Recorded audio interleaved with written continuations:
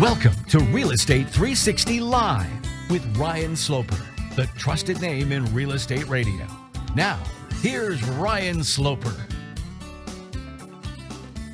Welcome back, everyone, to another episode of Real Estate 360 Live. I am your host, Ryan Sloper. For those of you not familiar with the podcast, my guest and I will cover all angles of real estate, from interest rates to the economy, to what's happening in Washington, the Federal Reserve, Congress. Anything that can affect you and your real estate decisions will be covered here. As previously mentioned on the other episodes, we're not just going to hype the real estate market. Obviously, if you can take advantage of the low interest rate environment, so if you're a willing and able buyer or seller, then of course it makes great sense to take advantage of a low interest rate environment, protect yourself from future inflation. But I'm not going to sit here and say with the low interest rate environment that it's a smart time to buy a home as an investment, meaning buy a primary residence and expect that you're going to make money from it. I think that that's one of the worst things that you could actually do in buying a home, that you're trying to, move your family into a community, to be worried about the implications of how much equity you're going to have. To me, it's a losing proposition there. I feel like you're better off to say, if I can qualify for a loan and I'm able to take advantage of interest rates 4% or sub 4%, and you can do that, and you can protect yourself, lock in your long-term shelter costs, which is one of your largest expenses. Everybody knows that we've had inflation that's been kind of through the roof as far as food and energy and everything else. They claim that we don't have the inflation that we have, but we do. And every time you go to the supermarket or you look at your health insurance costs, it's there. So if you can lock in one of your largest expenses for the month, which is your shelter cost or your housing expense, then it makes sense to do so.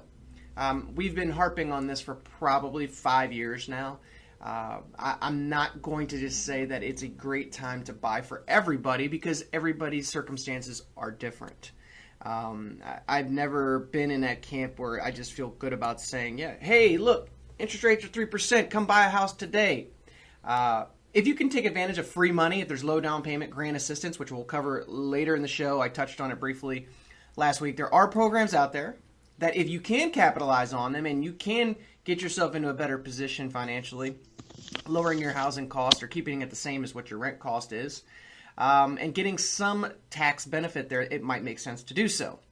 So we'll touch on that a little bit later. We'll also touch on consumer confidence is at its highest reading since 2007. We'll touch on what that actually means, jobless claims, and then the first quarter revision of GDP. We'll also touch on Greece.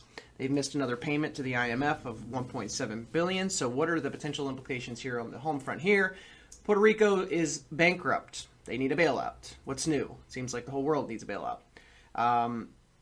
We'll touch on the Federal Reserve. They're hyping the rate hike.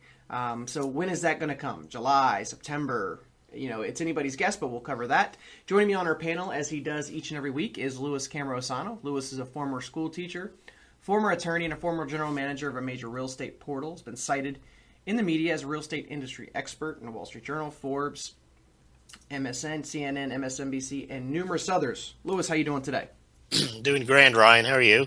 I'm doing well, sir. Thanks for asking. So, as I mentioned, I've had a lot of conversations lately, and I wanted to start the show like that as far as touching on, the housing expense and it being one of your largest expenses. So, obviously, that's a way to protect yourself. I look at it as a protection mechanism more than anything else, to be able to capitalize on the low interest rate environment if you can, right? I think the big misconception out there is the media is driving is that everybody can take advantage of low interest rates. And I hear National Association of Realtors, and I hear a lot of my other fellow colleagues that are in the industry touting that it's a fantastic time to buy, but yet they're realizing that the millennials are not quite the answer, right? That they're not in the positions that everybody's claiming they are. That the tide's turning for them. I don't think that the seniors that are going back to work and taking those part-time positions and actually stealing some of those positions away from the millennials are actually in positions where they even care to buy at this point, right? We basically 1 in 4 people that are still underwater in their house, meaning that from when they bought during the last boom cycle, they still are digging their way out. Now they might be flush, but still you have to take into consideration the 6% real estate commissions.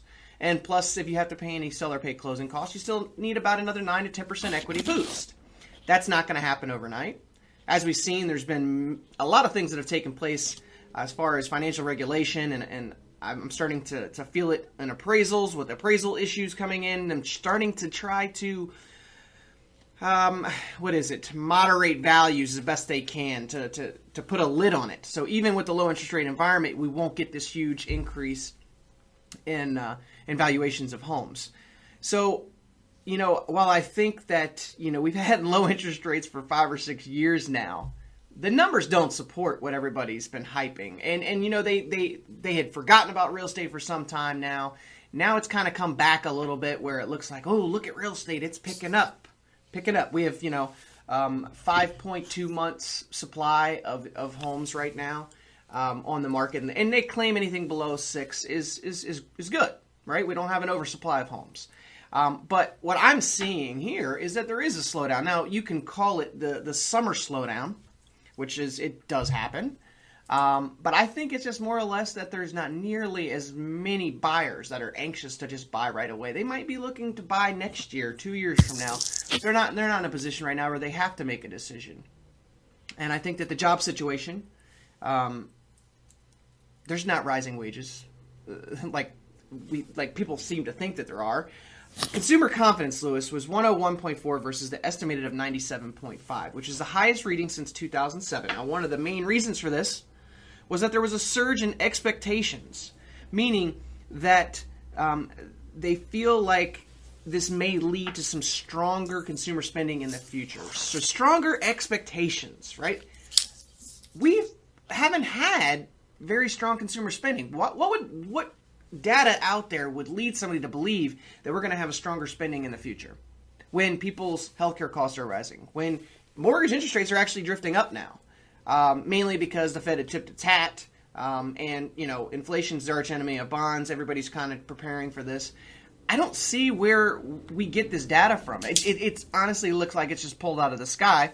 Want to get your take on consumer confidence, and also a few of the Fed members actually, saying that, hey, look, it may be July by the time we start to hike rates now instead of September. The consumer confidence number, Ryan, comes from the consumers are confident that what they read, what they hear on the mainstream media is true. It's not based on their personal experience. And if it is based on their personal experience, they've been conditioned to think that we are in a normal environment where even though they're struggling and they're paying more, well, there is no inflation. Let's be thankful for that. So they've accepted their current condition as normal and told that it's getting better.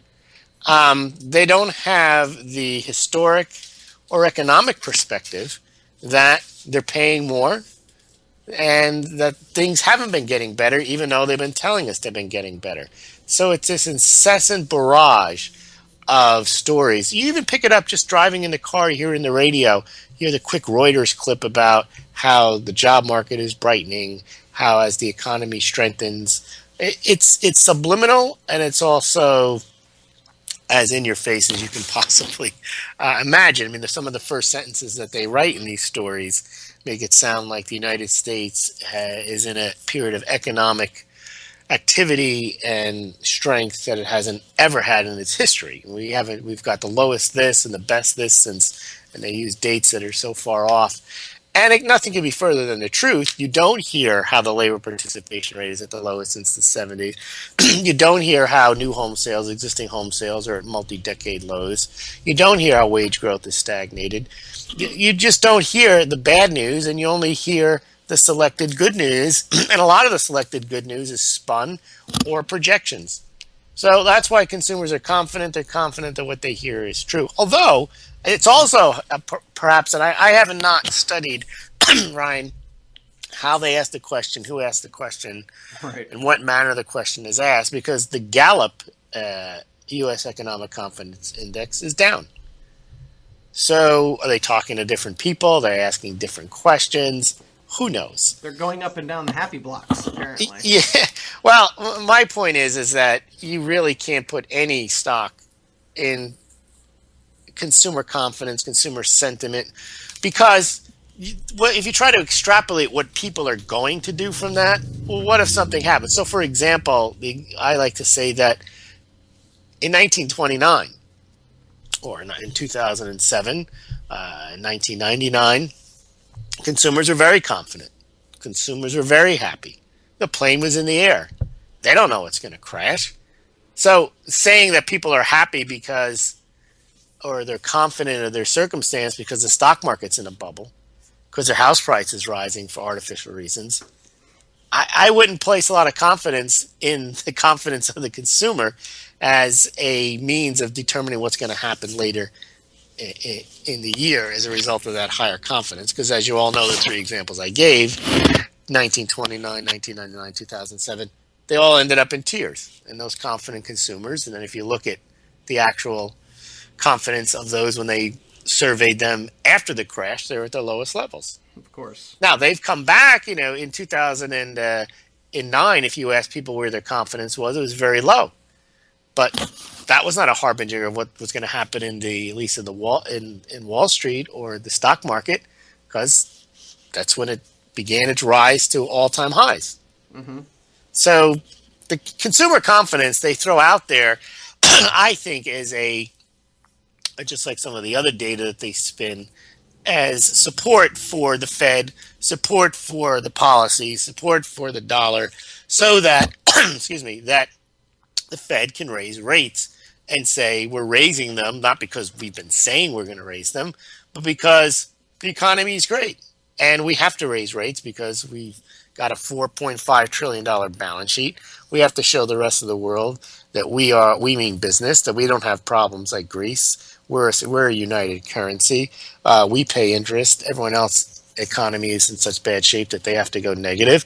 And this is the reason why you should continue to have confidence in the U.S. Fed, continue to buy U.S. Treasuries. Because as you know, Ryan, we have 50% or more of our borrowing requirements are from foreign entities. Now, if we lose Japan because Japan has to spend all of its yen buying its own bonds, and China gets wet feet, and Russia's already stopped buying them and has begun selling them, then the United States is in trouble. So the U.S. Fed has to protect the dollar. And people say, well, but the dollar's going up. Yeah, it's going up, and it'll go up because of problems in Europe, and maybe it won't, because if they fix that, then the euro goes up.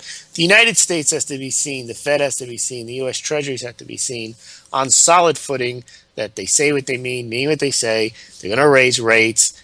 It's dependent upon the data, and if the data doesn't come in well, they'll say the data did come in well, and it's going to come in better in their projections, and therefore there's your rate hike.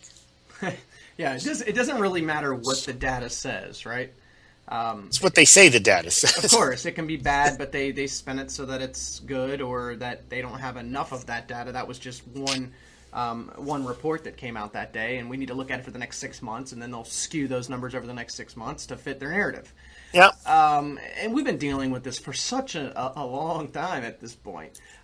Speaking of what's taking place internationally, and I tend to refer them as like the sideshows that people pay attention to, is Greece, right? How long have we been dealing with Greece? How long? Oh, we're gonna deal with it longer. It looks like now that they've defaulted or they haven't missed a payment. I think it's technically their third default. I think at this point. Yeah, but the thing is, even if they come out with a bailout, they haven't solved anything. All this Greek thing has done has highlighted that Greece can't be fixed. Whatever the bailout is, it doesn't fix anything, because they did a bailout before. The economy got worse. We know that the Greek economy is dead in the water, and strangling it off more isn't going to help it. It's just going to make the creditors happy, but they're not going to get paid anyway. So a bailout doesn't do any good. All it does is it prevents the other countries in the euro, putting their hand out and saying, we want the same deal. Mm-hmm. We don't want to pay either. Now, this whole thing now is, I think many Greeks are at the point in the referendum, they might say no, and that frightens Europe. It also should frighten the government in charge, because without the euro to even give them any bailout, they've got nothing from which to pay out the pensions if they go over to the drachma. It's a no-win situation. So what will happen, though, even if they do solve this issue, markets will cheer it. They'll manage to kick the can down the road one more time. But it highlights that it's not just Greece, that the world is in a debt bubble, and the only way they solve these debt bubbles is by adding more debt to them. Puerto Rico is going to need a bailout. Portugal, Spain, Italy, China's going to have to do QE. The only way to keep this whole game going is, and we haven't learned where when the entire globe is doing it, how long it can go on. We've seen in individual countries, Weimar Republic, Zimbabwe, Argentina, and so on. When they print money, when an individual country prints money, eventually it's obvious you could predict it'll end very badly because they eventually push themselves into hyperinflation. But when everyone's doing it, and you see, that's where the United States has to raise rates, because that distinguishes itself from a mad money printer, especially the one that has the reserve currency. If they appear prudent and have a rate hike in there and everybody else is printing money, patching up, bailing out, then the United States can help secure its position as the world's reserve currency, even though lots of the world is running around scrambling, trying to de-dollarize. At least the U.S. can protect its investment status. The dollar is an investment vehicle for liquidity to hold on to, even if more and more countries are, and a higher percentage of international transactions are taking place outside the dollar. So I think it's just a way of preserving that status, which is more important than anything the United States can do. Because if you think about one of the most important things the United States has, as we maintain the standard of living that we have, even though it's gone down, it'd be much worse if we didn't have the world's reserve currency. So that needs to be protected. Too many people are thinking they can't raise rates, it would harm the economy. They don't care. The most important thing is protecting that dollar. Even though the dollar is high now, the market's protecting it. The Fed needs to protect it themselves, and they'll do that by a rate hike. Well, it's interesting because you say we haven't learned. I think that we have learned, but we just don't care, right? You said it. They know what the long-term implications of continuing, to add debt and add debt and add debt, eventually what that's going to do, but they just don't care what that end outcome is going to be, because everybody's just convinced themselves that they can just continue going down this path and at some point things will change, but they won't, because, But people believe that, Ryan. People believe. I've had arguments with people that say something hasn't happened yet, so therefore that's evidence that it won't happen. They're delusional, though. That's of course. You know what I mean? But you see, it's not just it's on both sides of the argument, right? Well, why would there even be bankruptcy, right? Like, why do we even have that for basically personal financial protection? If you could just keep letting that debt mount, right? Nobody's going to take a risk. This is political, though. This is different. This is they're basically saying, because the sovereigns have pulled because the ECB has taken the Greek debt off of the balance sheets of the individual, the private banks, they own it, so they can make decisions that a normal creditor wouldn't make. Well, of course they can. But basically, this is the danger, is that most of our economy, not most, but a good portion of our worldwide economy is in the hands of it's in the hands of the public sector. Mm-hmm.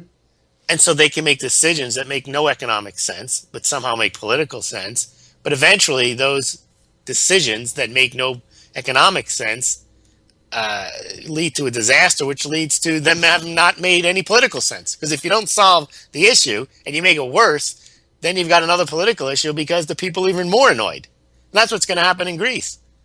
Yeah, I mean, it's been a long time coming. I mean, what would normally happen, Ryan, is if Greece collapsed, it would rebuild on its own. They're not going to allow that. No. It doesn't make any sense for a country to have to rebuild itself. Germany did it, and there's examples of countries that have done it and have gotten out of it. But the ones that remain under the yoke of debt and the IMF and so on, they never do. They don't want to take the politicians don't want to take the pain. Even the Greek government, they're saying we don't want to pay, but we want to stay in the euro. Well, and they'll probably work something out where maybe they can achieve that goal. And the people want the same thing. That's why they want to vote yes. They're annoyed. They don't like being under the control of Europe, but they also know that they're biting their nose to spite their face, because they won't get any pension if they have to pay for it on their own. Yeah, and it definitely helps the United States, the Fed, when the talk for some time. I mean, obviously Greece we've been talking about them for years at this point, but also, we have Puerto Rico, and as you mentioned, there's always Spain and Italy and all the other countries that are struggling and going to be dealing with the same mess, but it helps their cause when, on the flip side, they can sit there and start talking about, well, guess what, we're getting ready to do a rate hike, right? we've got our house in order. We know exactly where we're headed. This policy that we've had in place now for 5 or 6 years, we finally got it moving in the right direction. There you go. And look at the rest of the world. Exactly, and look at consumer confidence. It's moving in the right direction. Looks like there's going to be a pickup of consumer spending late this year, but we'll have to reevaluate the data as it comes in. Mm-hmm. And this can go on for 5 and 6 and 7 and 8 and 9 and 10 years. It can because they'll just keep adding more debt to the system. And they'll continue to manipulate back and forth and always claim that somebody else is in worse shape than we are. But as we always mention, it's like, when does it come toppling down? Or when do the people that actually believe that this is something that's sustainable or that the United States can actually pull itself out from underneath this debt? You can't. You can't. No. You could tax everybody at 100% and you're not getting out of the situation. You're not. So I don't get the math doesn't add up here. We don't even have to get complicated with the economics, right? Just the math doesn't add up. So when the math doesn't add up for a regular business, right, Lewis? What happens? They go out of business. Or they make changes. This country should be out of business a long time ago. But the question, Ryan, is which country should be in business, and that's actually either a rhetorical question or a deeper philosophical question. Because if none of them can operate properly, they should all be out of business. Right. So in essence, and that's where I feel like the United States, we've made that move now to where we are going to the socialist regime, right? Like it's going there. Where economics don't matter as much. And it doesn't, because then it's just, you get what you get. Whatever they tell you can have. I mean, the stated view of a socialist is that you don't run government programs for profit. You run them for people. You don't run a post office. You don't run airlines. You don't run any of the services that the government offers for a profit. You run them for the people. Well, you run them for the people and to maintain control. Right, but at some point, using Margaret Thatcher's view, that you run out of other people's money, or you just can't provide those services. Because if you don't have a view to profit, then where are you going to get the funding to keep all of the government services running? And in Greece's case, it's Europe. Mm-hmm. It's not even just the services. It's then giving the people who provide the services more money than they would get in the private sector. They get to retire early. They get good benefits and so on that they wouldn't get if a company was concerned about making a profit. Yeah, I mean, at this point, I don't think we have to worry about the U.S. turning a profit anytime soon. I know that for certain. We do know that the Fed can hike the rates. They can hike them again. They can lower them. It doesn't matter. They're going to continue to need to create new programs in the future.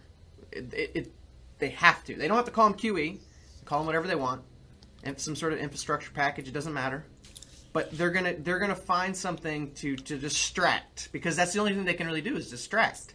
They can say whatever they want about the data that I believe is masterfully manipulated, and I know I'm certain that there is some masterful manipulation between the Fed, the White House, and the people that are running these surveys. Just across the wire, ADP employment up to 237,000. Change in non-farm payroll, private sector employment, and they'll couple that with another report this year on the official Bureau of Labor Statistics non-farm payroll. That'll be up too. Yeah, I could care less about any solid, sturdy, one after the other, 3 months in a row. It's up. We're convinced. Time to raise rates. Yeah, and see, with all that mantra, we tie this back. Oh, by the way, Obama said that Greece isn't going to affect the United States. So there he is. He's Mr. Economist. He's weighed in. The president says so. Greece isn't a problem. Fed saying the economy's good. Consumer confidence is good. Raise rates. Well, just as we don't know who's performing these surveys or how the questions are being asked, Obama doesn't really know, who probably wrote whatever was written for that statement to be made by him, right? No, of course not. So it's and that's what he had to say it. They have to put that out there that nothing to see here. Greece is not an issue because this United States has this sense of it's just this blind optimism all over the place, right? Like I don't really know what's going on with Greece. So I'll just say it doesn't matter about Greece. It doesn't matter. Look what we've done here. We've averted crisis, and I mean, look how strong we are. I mean, No. Look at ADP. Hey, hold on, Lewis. First quarter revision for GDP. It was better than expected. Instead of negative 0.7, it was negative 0.2. There you go. That's a country moving in the right direction. And, well, that's just the weather, Ryan. The United States has very, very peculiar weather patterns. Well, mortgage applications are down now, but that doesn't matter either because people are on their summer vacations. There's always a reason why bad news isn't bad news, or it's going to change, or with some extenuating circumstance. But good news is an absolute. It reflects all the positives that are in the economy. It's never an aberration. It's never a spun number. It's the truth. Yeah, and it's so funny because the trickle-down effect that takes place. So we all look at these national media outlets. Everybody listens to what Yellen says, what the president says, and then it trickles down through the different levels. So we have the National Association of Realtors, and then there's the blogs that follow all of the stats that NAR puts out. So that blog, well, then it's AP, Reuters, and Bloomberg. Those are the three big ones, and those news stories get sent out to all the other news outlets that don't have anyone on staff, so they just repeat those stories or they react to them. Yeah, but what I'm saying is, like, you could say, okay, consumer confidence is up, right? So we can automatically say that consumer confidence is now going to be great for housing, for financial, for jobs, for all that, right? Oh, extrapolating to all sorts of positive economic activity. Exactly. Sales, housing. Well, yeah, so I got this blog in front of me, 2 graphs that scream list your house today. Now, I want you to know, before I even go into the details of this blog post on keepingcurrentmatters.com, that from everybody that I've talked to right now, the market's pretty slow. It's pretty stale. I had another fellow colleague of mine just put her personal residence on the market. Nice house near a lake, on a golf course too. It's kind of a little of an awkward lot, but I think she priced it somewhat fairly. She's had one person through in the last 3 weeks. I would have expected a lot more traffic than that.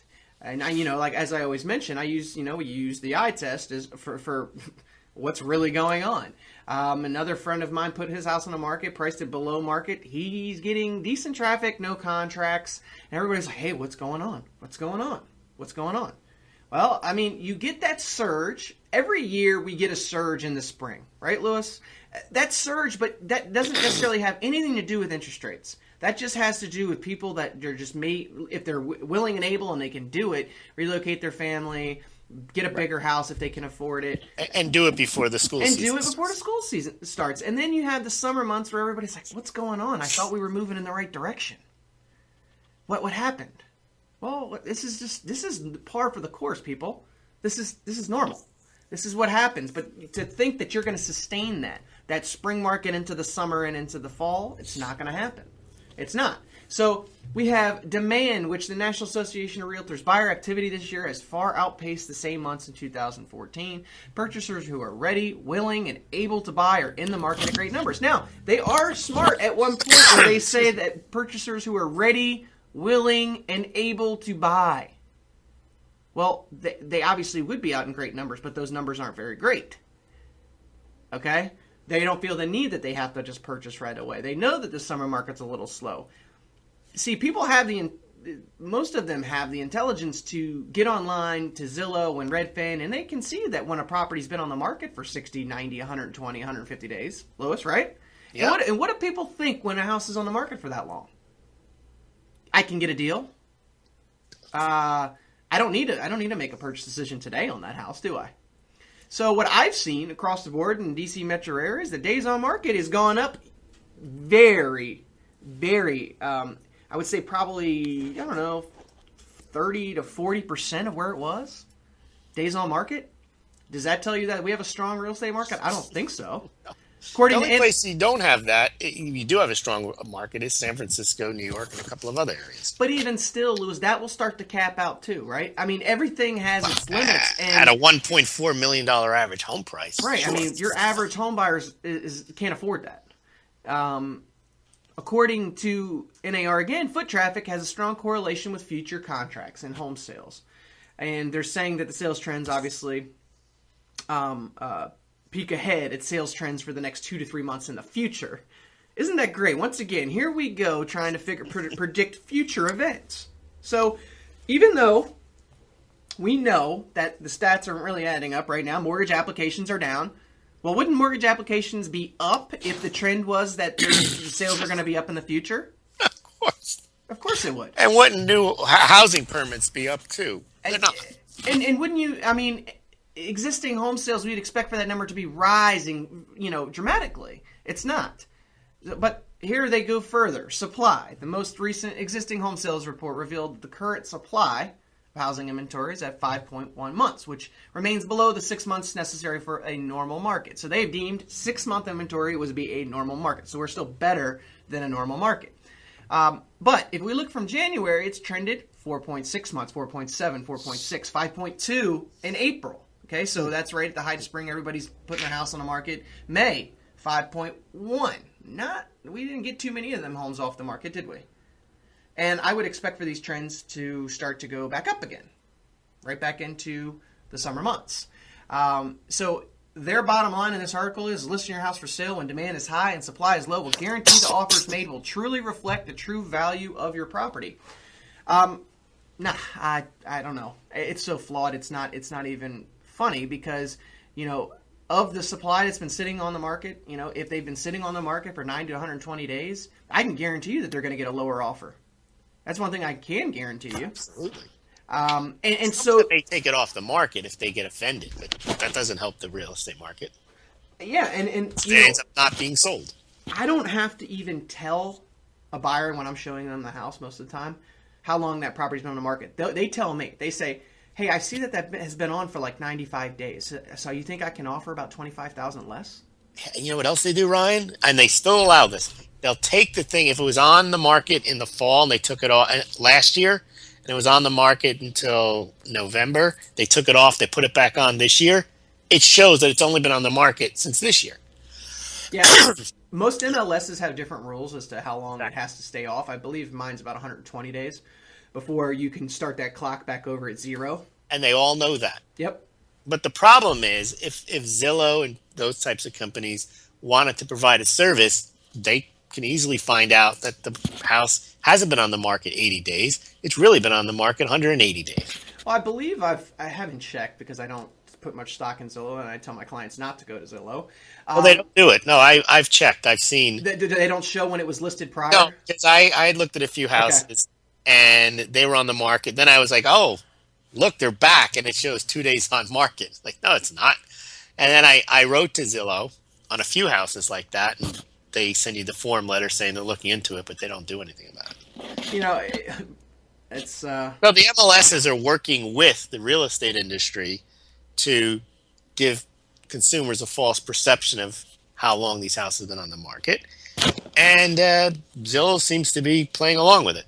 Well, it's interesting because I've been kind of paying attention to what's been taking place, with the whole Zillow Trulia merger. And, you've got these online companies like Redfin that are, how many rounds of funding have I told you they've been through now? And so I kind of feel like these local MLSs at some point will become extinct. Okay? Because I went yesterday, and this is a prime example. A client sends me a link to a house on Zillow that she's telling me says coming soon. They actually drove by the house. There's a sign outside that says coming soon. Okay?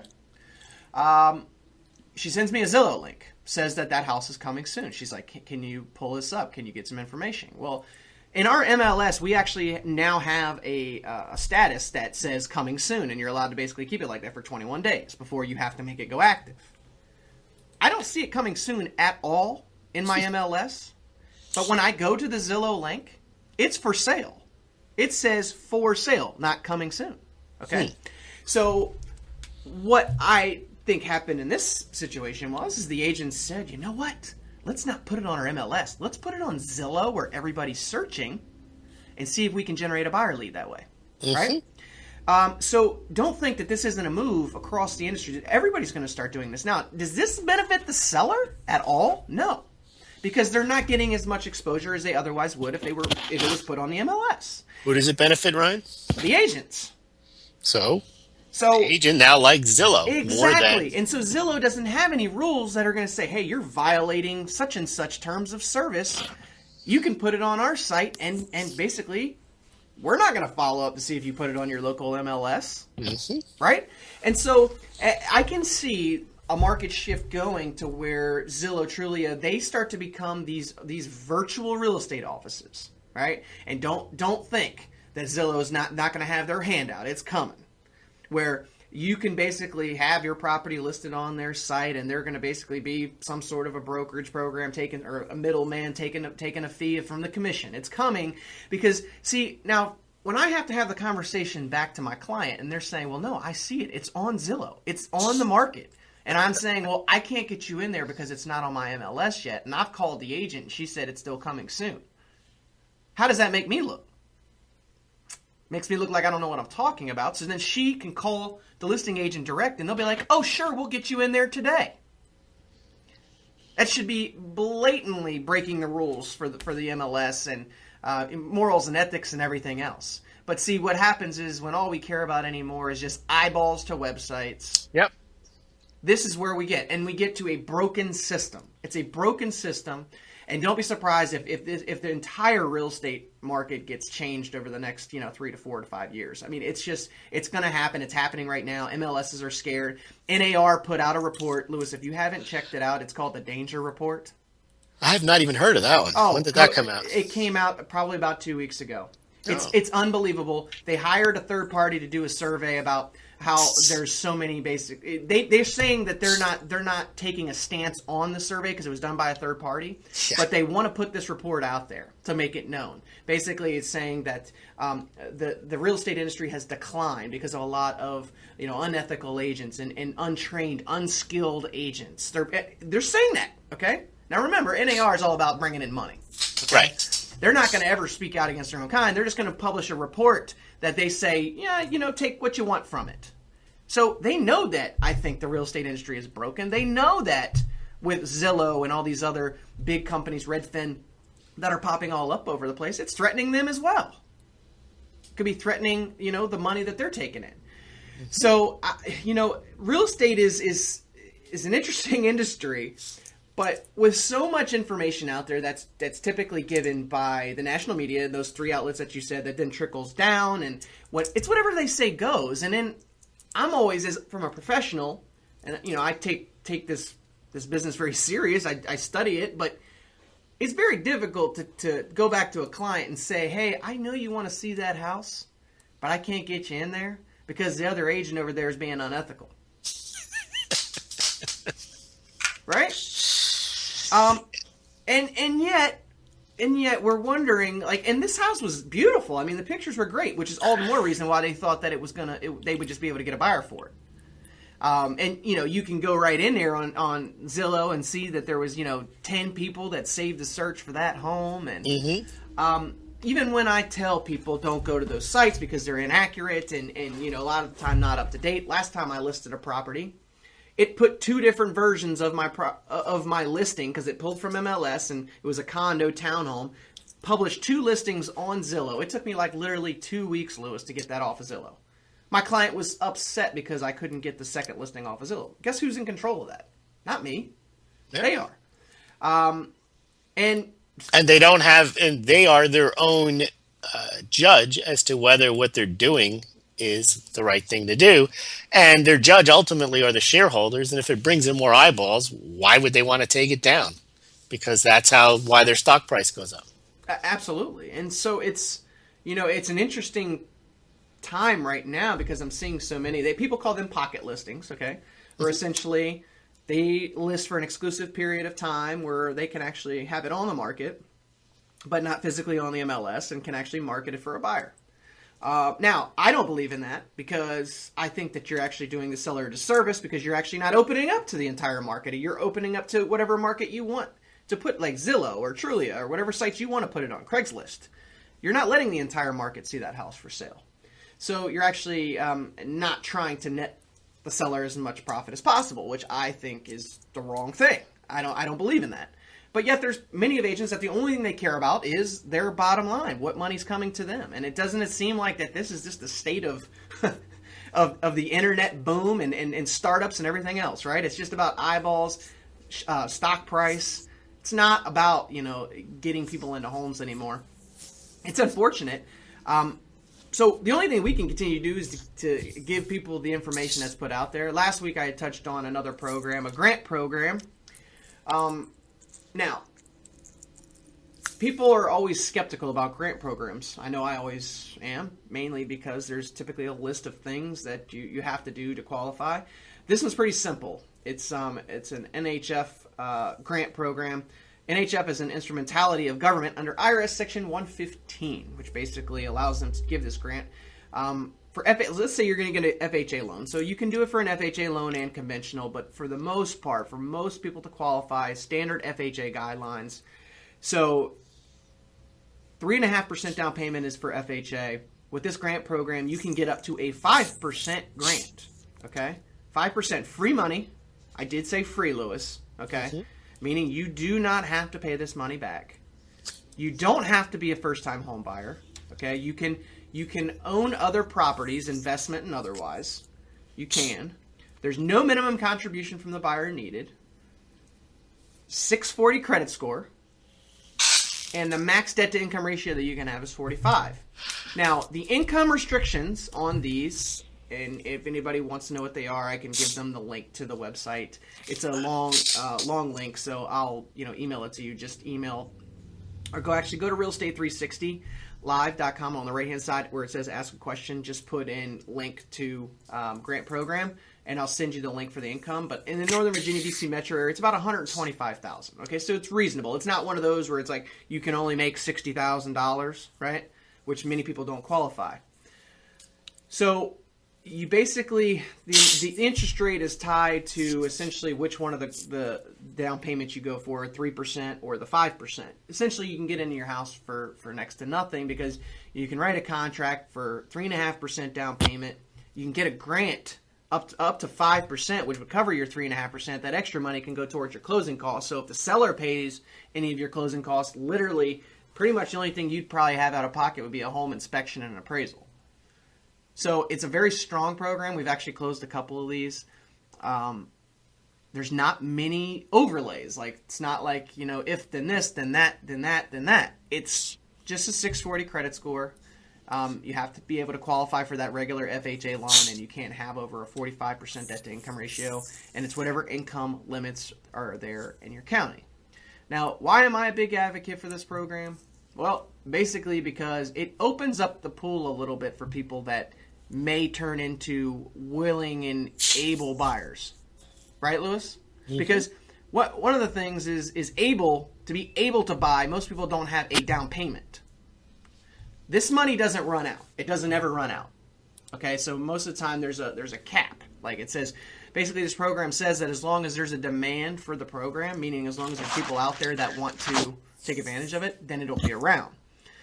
So I don't think anybody has to say, hey, if I don't do this tomorrow, then it's not going to be there. It will be there. It'll be here 6 months from now, a year. The last buyer that we gave this grant program to, her comment was, I did my research, and it is great to have instant equity. It's free money, right? And it is. You still have to qualify, so you still have to show employment and all that and be able to qualify for it. But if she actually was able to achieve a cheaper mortgage payment than what she was paying in rent before, and she got free grant money that she doesn't have to pay back, so it makes complete sense for her. Now, I'm not going to say that every person that's going to fit or qualify for this, but I'm saying if you're out there, you have a steady job, but you're just kind of lacking the down payment that's required to get into a home, then this may be a program that fits for you. It's not in every single state across the United States either. It's in Virginia, I know for sure, because that's where I'm at, but they don't do Maryland, they don't do DC, they don't do Florida. I can also send you a link for all the states that they do cover. I work with a local lender here, Gold Star, that can do those, but I'm sure there's probably other lenders across the country that can do these. But mainly, since it is a grant program, typically these lenders take losses on these types of loans, right? Lewis, you would think that there's okay, so what's the catch, right? The catch is typically on the back end. It's mainly that, the companies that offer these, they're not going to get rich off these programs. They don't actually like to push them out there. So it's, everybody's like, well, where has this program been? Oh, it's kind of been buried. They give you access to the training, but they don't want it pushed out there because they're not making money on these deals. So that's where I feel like if I can come in, Lewis, if you came to me and you said, hey, Ryan, I make $115,000. I want an FHA loan. I saw that FHA loan. I have to put 3.5% down of my own money. And I was like, yeah. And you say, well, do you think you can get the seller to pay our closing costs? And probably, maybe, depending on the property. And I say, okay, great. So at that point, we go out, find you a house, and get under contract. They're willing to pay your 3% closing costs. You have to come up with a 3.5% down payment. But then I say, hey, Lewis, there is one thing that's a little bit better. I think you're going to qualify. Instead of you having to come out of your pocket with your 3.5, I think I can just get somebody to donate it to you. How would you like that, Lewis? Well, that's wonderful, except now the home buyer has no skin in the game at all. I agree, but they weren't going to get in the house anyway if they didn't have a down payment. You know what I mean? I'm saying this is somebody that had a down payment to begin with. You know what I mean? They already had a 3.5%. See, the fact that they put actually debt to income ratio restrictions on this. So your standard FHA loan, right? You can go up to pretty much 57% debt to income ratio. Where with the grant program, you can't go any higher than a 45. So they put caps on the income. That's high too. It is still high. But and as I mentioned, a 45% debt to income ratio isn't actually telling the whole story because that's not factoring in right. all those other items that we listed on a previous episode: health insurance and car insurance and cell phones and food bills, energy bills, all these other things. It's unbelievable. At 45, that's still high especially when you put those other things in. But you know what it is? If they lowered it any more than 45, then that would basically eliminate 50% of the population.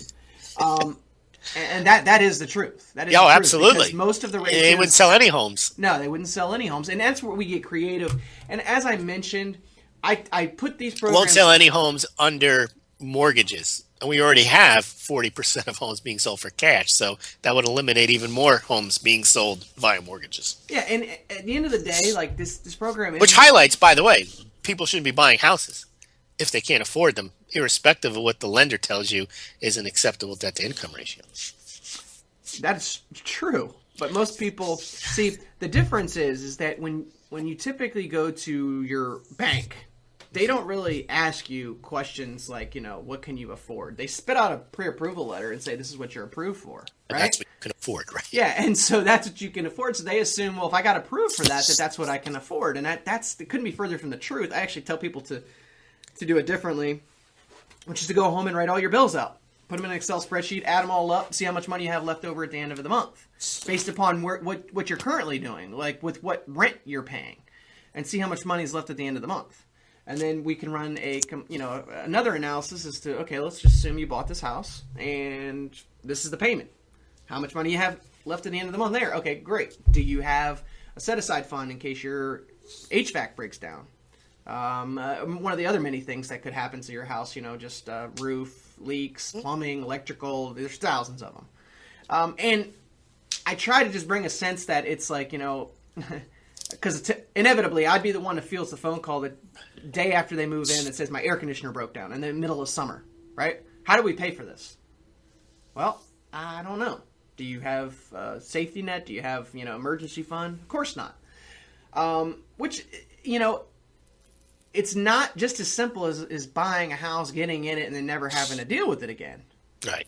And that's where, for some people, I tell them when they don't have this type of savings, then it might still make sense for them to rent because they need their landlord to cover those costs when things go wrong. Right. There's a lot of things that play into this. It's not just as simple as just saying, great, I own a house. Because you know what? It's not always great when you start having to pay for the maintenance and the taxes and the insurance. And you have no control over those taxes. None at all, and they've been shooting through the roof.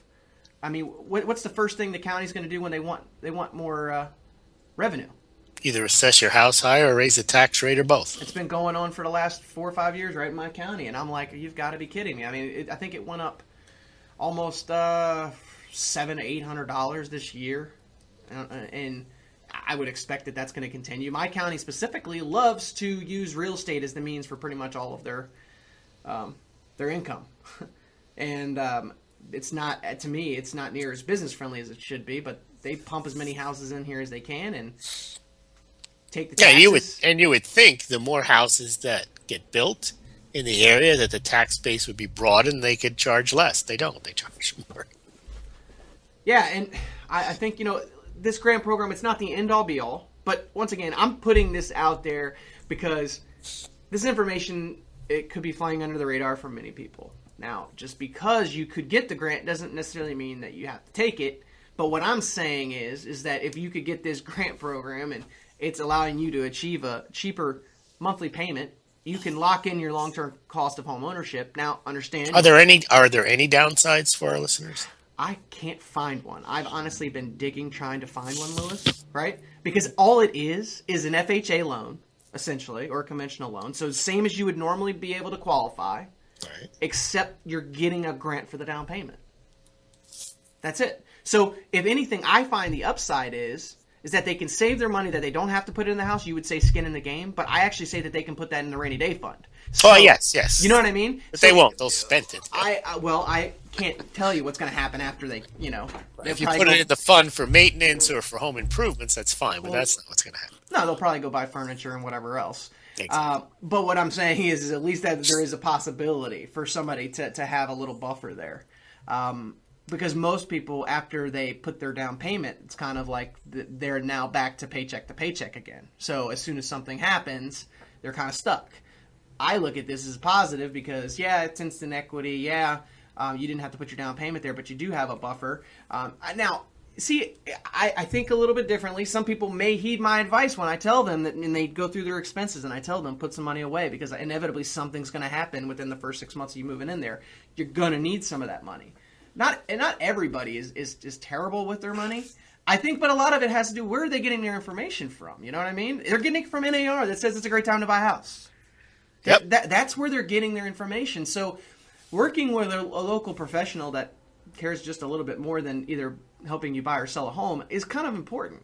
Because I've seen these boom and bust cycles. I see how vicious they are. Nobody wants the end outcome to be that you lose your house. Nobody wants that.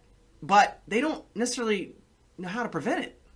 Because when the banks just spit out the automated approvals, as I mentioned, they don't question it. They don't question it. It's not like we taught finance in middle school or elementary school and really told people the nitty-gritty details on what it was like to actually, to balance a checkbook or to manage your finances. No, people don't really have a clue. You're getting bombarded with credit cards. You're getting bombarded with student loans. You're getting bombarded with all this stuff. It's just par for the course. Take on more debt, right? Exactly. It starts so early that the Federal Reserve is obviously cool with continuing this debt monster. Why shouldn't I? The whole world is. That's how they say that's where wealth comes from. I'm debt creation. Well, see, I'm in a category of is you have Dave Ramsey out there that basically he hates all forms of debt, right? I don't mind debt at all if you're paying little to no interest. Okay, there is a happy medium, I think there. A lot of it's consumer debt because you still have to pay back the principal.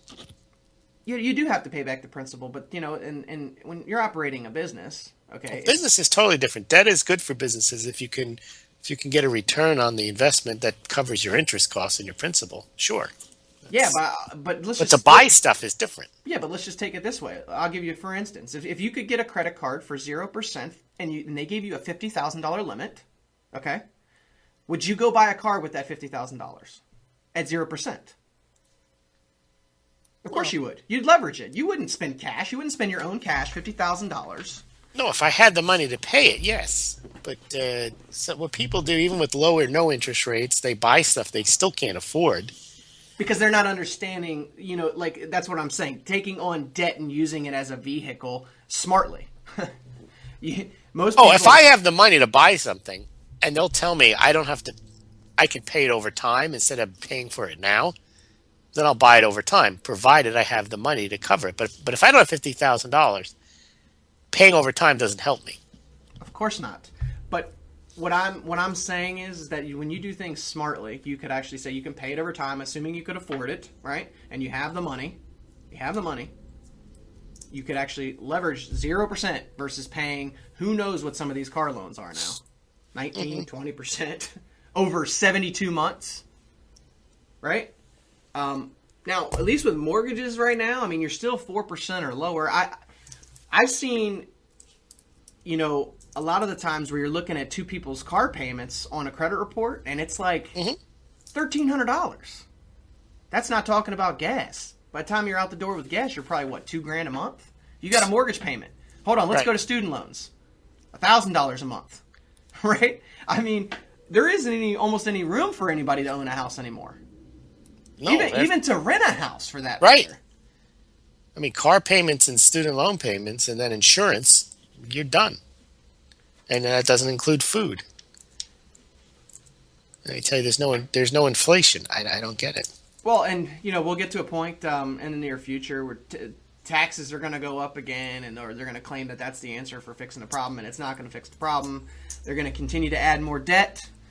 We'll get a rate hike here sooner and later. People's mortgage payments, I would start to see some of these indexes on adjustable rate mortgages go up a little bit. It'll be another interesting scenario. I would expect for the next 10, 15 years to be boom and bust all over, pretty much every 5 years or so. Mm-hmm. I mean, as we mentioned on a previous episode, Lewis, the next one to probably bust is the whole startup scene. It's coming. You mean the biotech, Silicon Valley tech stocks? Yeah, absolutely. Yep, it's coming. In the meantime, though, like I said, we'll continue to digest and go over the data that's put out there, as terrible as it is, as made up as it is. I can 100% assure you that these aren't the real numbers, that if they actually put out the real numbers and showed that real unemployment rate is probably pushing 20%, that 25% of homeowners are still underwater, where there is no wage growth, people are getting fired, more part-time jobs. Oh, that's negative, isn't it? Yeah, so we won't put that out there. But that's the reality. That's why we don't see mortgage applications up. That's why we don't see, supply of homes at like a 2.5 or 3 month supply. Those are the reasons why. It doesn't take a rocket scientist to figure that stuff out. But well, it doesn't, but no one does figure it out, so I guess because they continue to read Reuters, AP, and everything else. Absolutely. So don't read that. Listen to our podcast. Yeah, but actually listening to our podcast is against your financial well-being, because if you believe what they tell you to buy stocks, they're right. There may be no basis to buy them, but the basis to buy them is they go up. Well, and yes, in the short term. Well, it's been a long 4 years of short term. Well, yeah, but it's all, as I mentioned to you before, it only takes one bust to wipe everybody out. Oh, that's going to happen. Yes. But the point is, because it hasn't happened, we're wrong. Yeah, but if you're positioned exactly, but if you're positioned properly, then at some point it's just like everybody else, and they start predicting that this is going to bust. Somebody's going to look like a genius, right, for calling it. Yeah. So, but I mean, once again, I just think that it's just living within your means, protecting yourself from future inflation if you can. If you can take advantage of mortgage rates and you have the capacity to pay it back. Everything else is gambling. Everything else is gambling. And to each their own. Make your decisions on that. But do your research. Don't. I think more than anything else, the show's just kind of about questioning everything that's put out there, right? Absolutely. That's what we do. That's what we do. It's not just taking something for face value, because that's what most people do. It's just, okay, they say it, so that's true. It's not. I mean, most of my conversations are with clients, colleagues, about how I disagree with everything that's put out there. Now, yeah, they're like, well, you just like to go against the norm. Well, pretty much because I don't believe any of it. Right. I don't. And if you believed it, there'd be no reason to go against it.